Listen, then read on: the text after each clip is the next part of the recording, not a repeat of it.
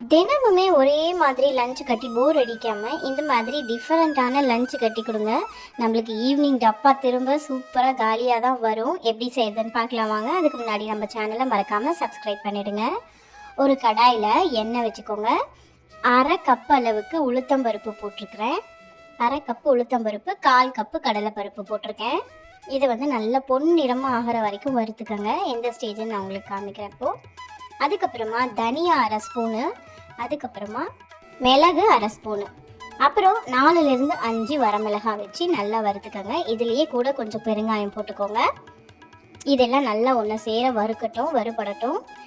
நல்ல பொன்னிறமாக ஆகணும் கடலைப்பருப்பும் உளுத்தம்பருப்பும்.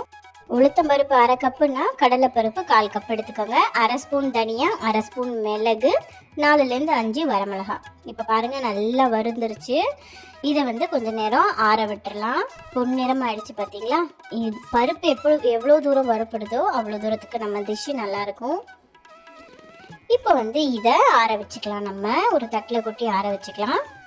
இதே கடாயில் எண்ணெய் எதுவும் விடாதீங்க. எண்ணெய் விடாமல் கருவேப்பிலை, நான் கருவேப்பிலையை அலசி காய வச்சு அதுக்கப்புறம் வறுக்கிறேன். நீங்களும் வறுத்தீங்க அப்படின்னா ஈரத்தோடு வறுத்தீங்கன்னா அவ்வளோ சீக்கிரம் வறுப்படாது. இப்போ பாருங்கள், அலசி காய வச்சு நல்லா வறுத்துக்கணும். எண்ணெய் எதுவும் விட வேணாம் கருவேப்பிலையை வறுக்கும்போது.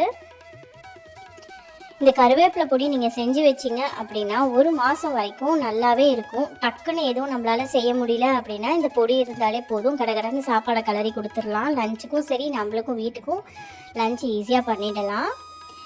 இந்த பொடி நீங்கள் எல்லாத்துக்கும் போட்டாலுமே நல்லா இருக்கும். காய் பண்ணும்போதும் போட்டுக்கலாம். இப்போ எல்லாமே வறுபட்டுருச்சு. ஒரு மிக்சி ஜார் எடுத்துக்கோங்க. ஈரம் இல்லாமல் பார்த்துக்கோங்க அந்த மிக்சி ஜாரு. கருவேப்பிலை, உளுத்தம்பருப்பு, கடலைப்பருப்பு எல்லாம் போட்டிருக்கோம் இல்லையா, எல்லாத்தையும் போட்டு ஒன்று சேர உப்பு, கல்லுப்பு போட்டு அரைச்சி எடுத்துக்கலாம். இப்போ சாப்பாடு எப்படி கலக்கிறதுன்னு பார்க்கலாம். கருவேப்பிலை பொடி நம்மளுக்கு தயாராக இருக்குது. ஒரு கடாயில் எண்ணெய் வச்சுக்கோங்க. இங்கே பாருங்கள், பொடி ரெடியாகிடுச்சு.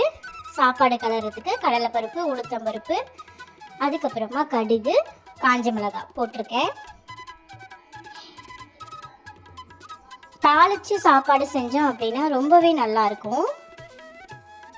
இது நல்லா வறுத்ததுக்கப்புறமா சாப்பாடை போட்டுருங்க. சாப்பாடு வடித்து வச்சுருக்கோம் இல்லையா, சாதம், அதை எடுத்து இதில் போட்டுருங்க.